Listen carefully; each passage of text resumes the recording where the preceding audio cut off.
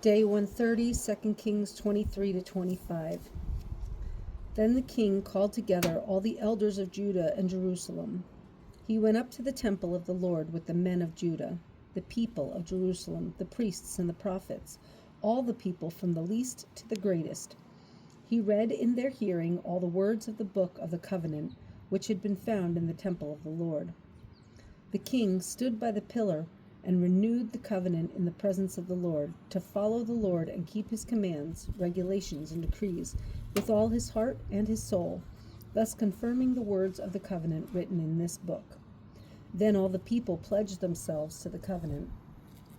The king ordered Hilkiah, the high priest, the priests next in rank, and the doorkeepers to remove from the temple of the Lord all the articles made for Baal and the Asherah and all the starry hosts. He burned them outside Jerusalem in the fields of the Kidron Valley, and took the ashes to Bethel.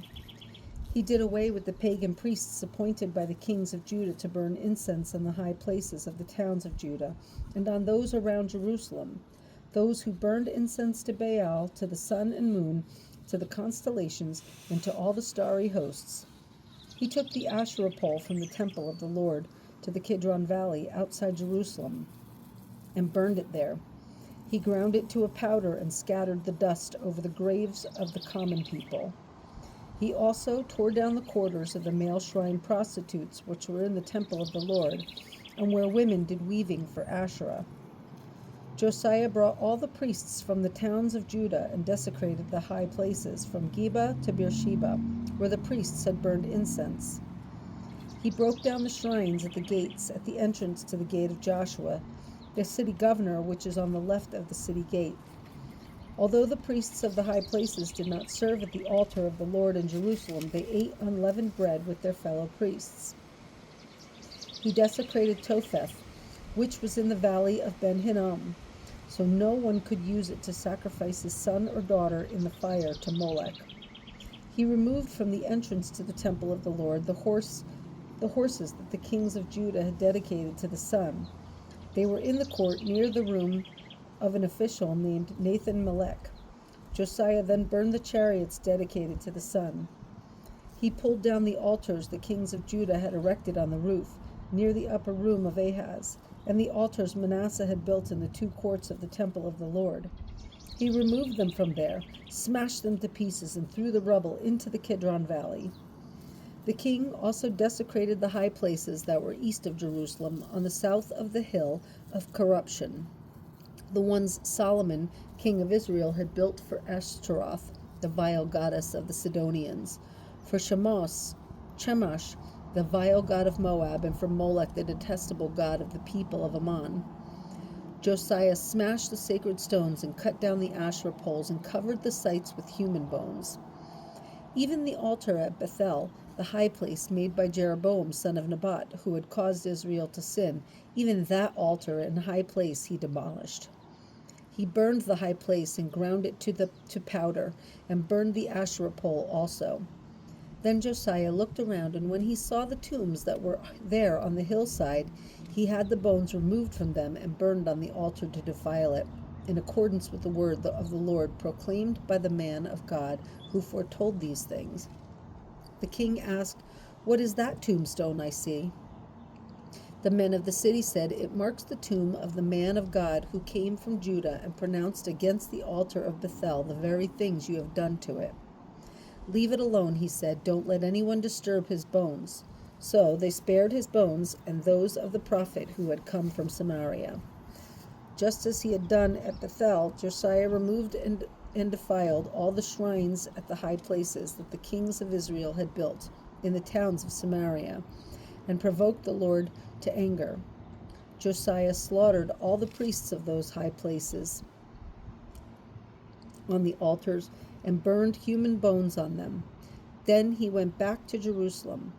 The king gave this order to all the people: "Celebrate the Passover to the Lord your God, as it is written in this book of the covenant.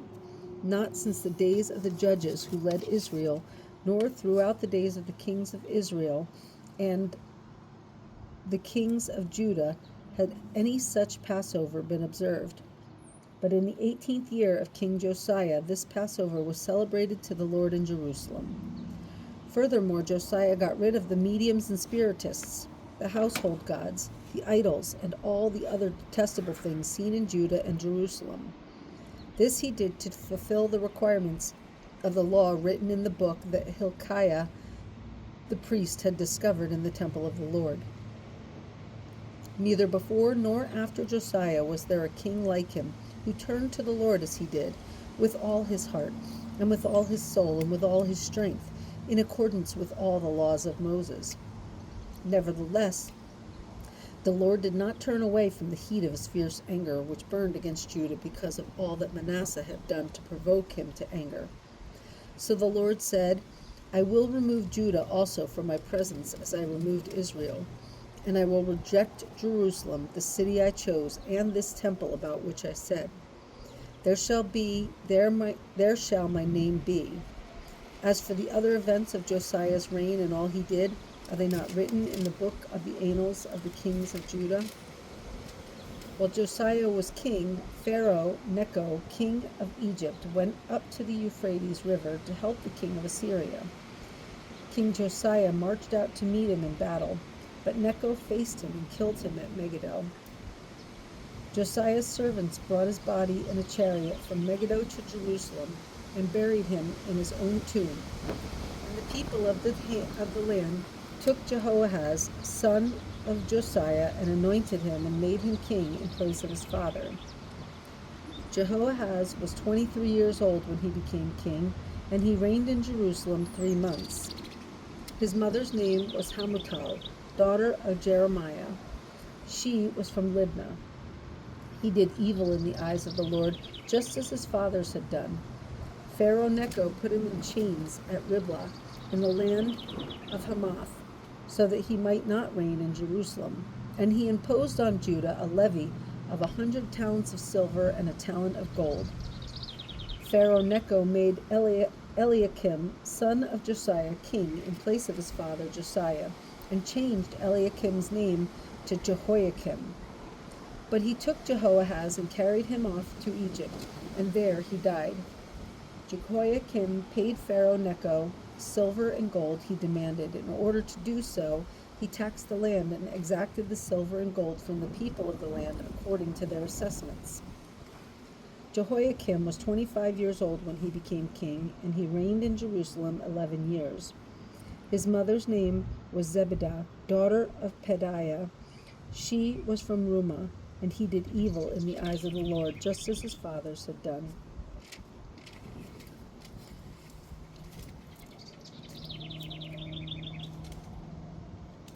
During Jehoiakim's reign, Nebuchadnezzar, king of Babylon, invaded the land, and Jehoiakim became his vassal for 3 years. But then he changed his mind and rebelled against Nebuchadnezzar. The Lord sent Babylonian, Aramean, Moabite, and Ammonite raiders against him. He sent them to destroy Judah in accordance with the word of the Lord proclaimed by his servants the prophets. Surely these things happened in Judah according to the Lord's command, in order to remove them from his presence because of the sins of Manasseh and all he had done, including the shedding of innocent blood. For he had filled Jerusalem with the innocent blood, and the Lord was not willing to forgive. As for the other events of Jehoiakim's reign and all he did, are they not written in the book of the annals of the kings of Judah? Jehoiakim rested with his fathers, and Jehoiachin, his son, succeeded him as king. The king of Egypt did not march out from his own country again, because the king of Babylon had taken all his territory, from the Wadi of Egypt to the Euphrates River. Jehoiachin was 18 years old when he became king, and he reigned in Jerusalem 3 months. His name was Nehushta, daughter. His mother's name was Nehushta, daughter of Elnathan. She was from Jerusalem. He did evil in the eyes of the Lord, just as his father had done. At that time, the officers of Nebuchadnezzar, the king of Babylon, advanced on Jerusalem and laid siege to it. and Nebuchadnezzar himself came up to the city while his officers were besieging it. Jehoiachin, king of Judah, his mother, his attendants, his nobles, and his officials all surrendered to him. In the 8th year of the reign of the king of Babylon, he took Jehoiachin prisoner. As the Lord had declared, Nebuchadnezzar removed all the treasures from the temple of the Lord and from the royal palace, and took away all the gold articles that Solomon, king of Israel, had made for the temple of the Lord. He carried into exile all Jerusalem, and all the officers and fighting men, and all the craftsmen and artisans, a total of 10,000. Only the poorest people of the land were left. Nebuchadnezzar took Jehoiachin captive to Babylon. He also took from Jerusalem to Babylon the king's mother, his wives, his officials, and the leading men of the land. The king of Babylon also deported to Babylon the entire force of 7,000 fighting men, strong and fit for war, and 1,000 craftsmen and artisans. He made Mattaniah, Jehoiachin's uncle, king in place, and changed his name to Zedekiah. Zedekiah was 21 years old when he became king, and he reigned in Jerusalem 11 years. His mother's name was Hamutal, daughter of Jeremiah. She was from Libnah. He did evil in the eyes of the Lord, just as Jehoiakim had done. It was because of the Lord's anger that all this happened to Jerusalem and Judah, and in the end he thrust them from his presence. 2 Kings 25. Now Zedekiah rebelled against the king of Babylon. So in the 9th year of Zedekiah's reign, on the 10th day of the 10th month, Nebuchadnezzar, king of Babylon, marched against Jerusalem with his whole army. He encamped outside the city and built siege works all around it. The city was kept under siege until the 11th year of King Zedekiah. By the 9th day of the 4th month, the famine in the city had become so severe that there was no food for the people to eat. Then the city wall was broken through, and the whole army fled at night through the gate between the two walls near the king's garden. Though the Babylonians were surrounding the city, they fled toward the Arabah, but the Babylonian army pursued the king and overtook him in the plains of Jericho. All his soldiers were separated from him and scattered, and he was captured. He was taken to the king of Babylon at Riblah, where sentence was pronounced on him. They killed the sons of Zedekiah before his eyes. Then they put out his eyes, bound him with bronze shackles, and took him to Babylon. On the 7th day of the 5th month, in the 19th year of Nebuchadnezzar, king of Babylon, Nebuzaradan, commander of the imperial guard, an official of the king of Babylon, came to Jerusalem. He set fire to the temple of the Lord, the royal palace, and all the houses of Jerusalem. Every important building he burned down. The whole Babylonian army, under the commander of the imperial guard, broke down the walls around Jerusalem. Nebuzaradan, the commander of the guard, carried into exile the people who remained in the city, along with the rest of the populace and those who had gone over to the king of Babylon. But the commander left behind some of the poorest people of the land to work the vineyards and fields.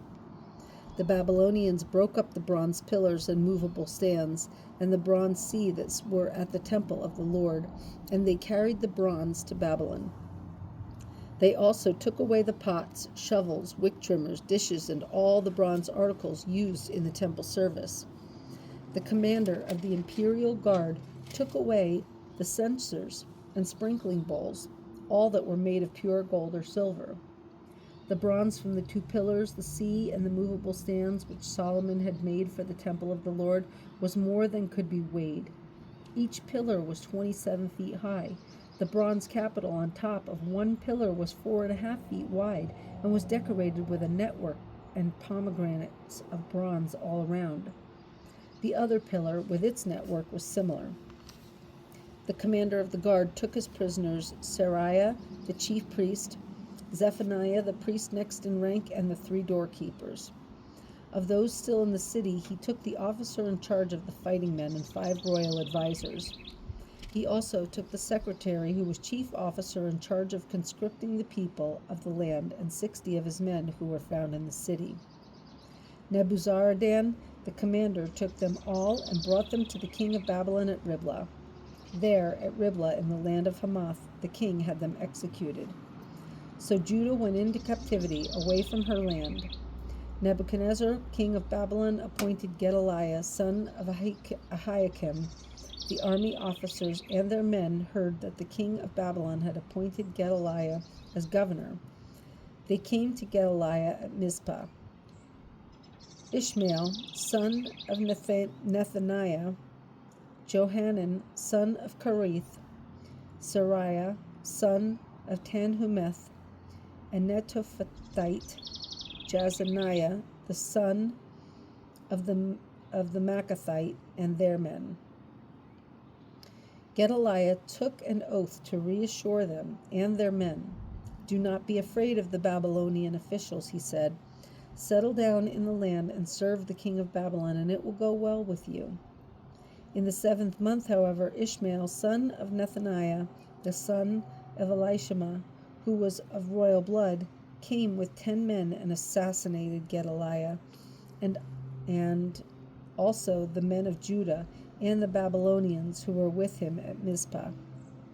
At this, all the people from the least to the greatest, together with the army officers, fled to Egypt for fear of the Babylonians.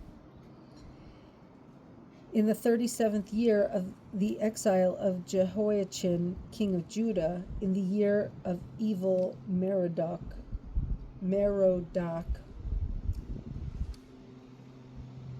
became king of Babylon. He released Jehoiachin from prison on the 27th day of the 12th month. He spoke kindly to him and gave him a seat of honor higher than those of other kings who were with him in Babylon. So Jehoiachin put aside his prison clothes and for the rest of his life ate regularly at the king's table. Day by day the king gave Jehoiachin a regular allowance as long as he lived.